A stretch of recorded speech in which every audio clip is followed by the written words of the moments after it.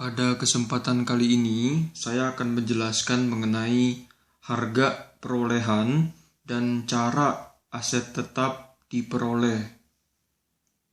Harga perolehan aset tetap meliputi seluruh jumlah yang dikeluarkan untuk mendapatkan aset tersebut. Jadi, aset tetap akan dilaporkan dalam laporan posisi keuangan tidak hanya sebesar harga belinya saja, tetapi juga termasuk seluruh biaya yang dikeluarkan sampai aset tetap tersebut siap untuk dipakai.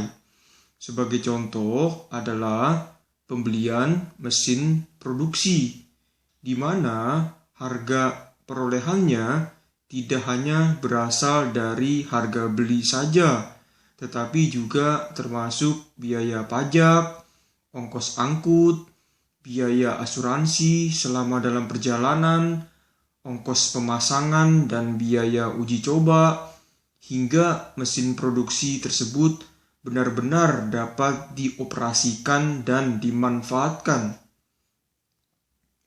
Demikian juga halnya dengan harga perolehan untuk tanah, di mana tidak hanya terdiri atas harga belinya saja, melainkan juga termasuk biaya-biaya lainnya yang perlu dikeluarkan sampai tanah tersebut dapat digunakan, seperti biaya survei, biaya pajak, komisi broker, biaya pengurusan surat untuk mendapatkan hak kepemilikan atas tanah, biaya pembersihan atau pengosongan atau pembongkaran bangunan lama yang tidak dikehendaki, yang dikenal dengan istilah clearing cost, dan juga termasuk biaya perataan yang dikenal dengan istilah grading cost. Di sisi lain, jika seandainya di atas tanah yang baru dibeli tersebut sudah terdapat bangunannya dan pada akhirnya bangunan tersebut harus dirobohkan agar supaya dapat dibangun bangunan baru yang sesuai dengan kehendak atau kebutuhan pembeli, maka hasil dari penjualan puing-puing atas bongkaran bangunan lama tersebut justru akan diperhitungkan sebagai pengurang dari harga perolehan tanah. Untuk bangunan yang dibangun sendiri, maka harga perolehannya terdiri atas biaya izin membangun, biaya untuk membeli bahan-bahan bangunan, biaya upah pekerja, biaya sewa peralatan untuk membangun, bahkan termasuk bunga atas dana yang dipinjam untuk membiayai pembangunan gedung baru tersebut. Selain dapat diperoleh dengan cara dibeli, aset tetap juga dapat diperoleh melalui sewa guna usaha modal atau yang dikenal dengan istilah kapitalis. Kemudian bisa juga diperoleh lewat pertukaran dengan aset non-moneter yang ada.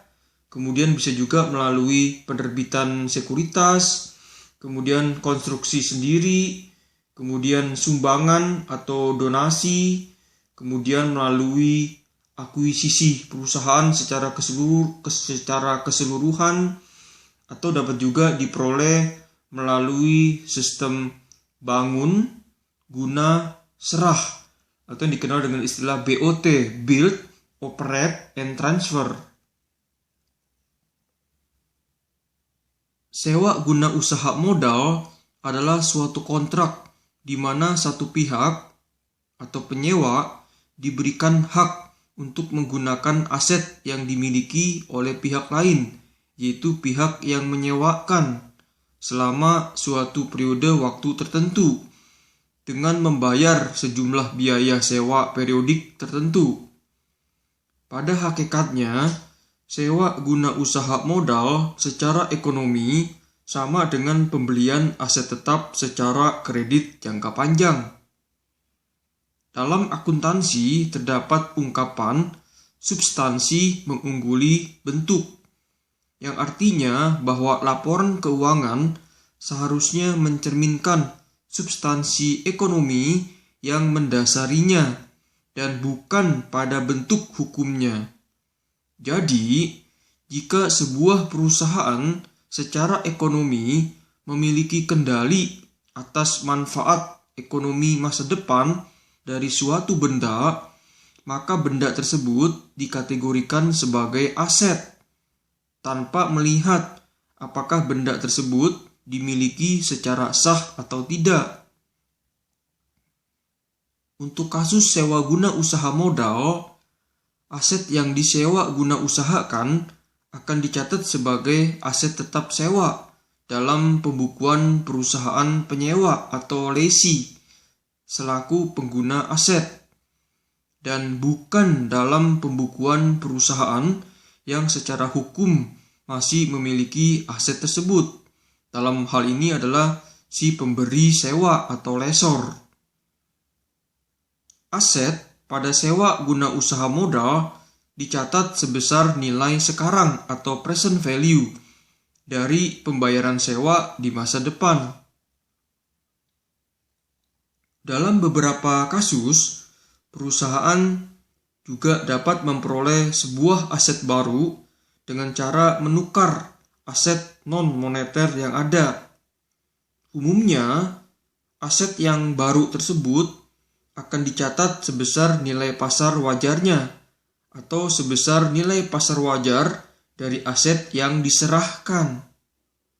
Mana yang lebih dapat ditentukan dengan mudah.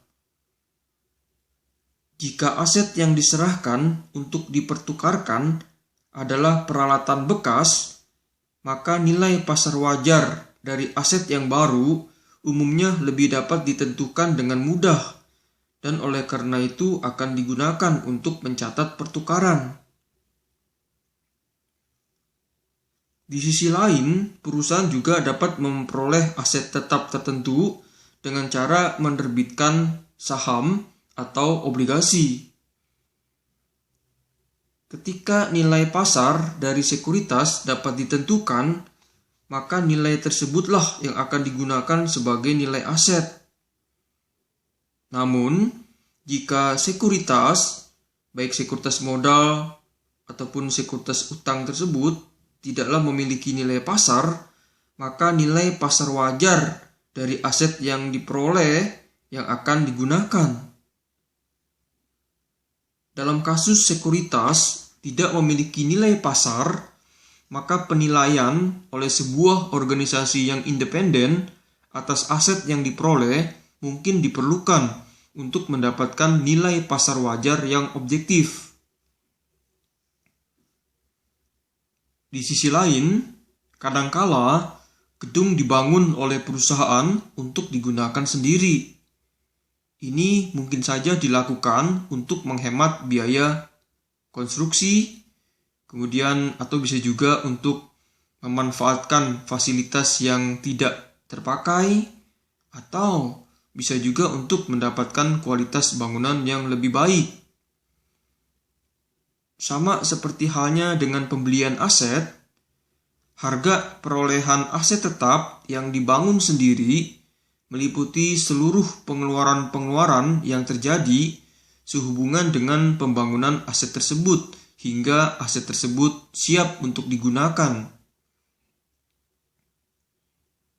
Aset tetap yang diperoleh melalui sebuah donasi atau sumbangan seharusnya dinilai dan dicatat sebesar nilai pasar wajarnya dengan mengkredit akun modal donasi, atau bisa juga dengan mengkredit akun pendapatan atau akun keuntungan.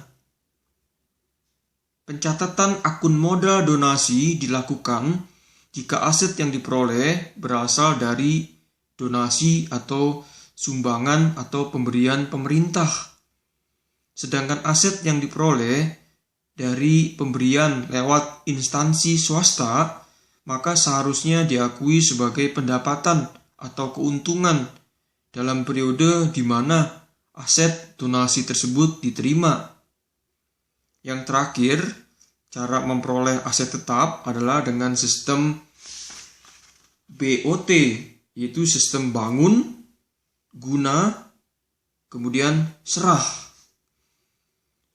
Sistem BOT adalah suatu perjanjian kerjasama yang dilakukan dalam bentuk pendanaan aset tetap. Biasanya hal ini dilakukan oleh pemerintah daerah yang tidak memiliki sumber keuangan yang cukup untuk membangun infrastruktur dalam memenuhi kebutuhan masyarakatnya, tetapi memiliki potensi yang dapat dikembangkan. Oleh karena itu, sebagai alternatif pendanaan, mereka bekerja sama dengan pihak investor swasta yang memiliki dana besar agar dapat mengembangkan potensi yang mereka miliki dengan melakukan suatu kegiatan usaha bersama. Nantinya, pada akhir kerjasama operasi, pihak investor diharuskan untuk menyerahkan aset BOT kepada pemerintah daerah setempat. Demikianlah penjelasan dari saya mengenai harga perolehan dan cara aset tetap diperoleh. Semoga bermanfaat. Salam sukses.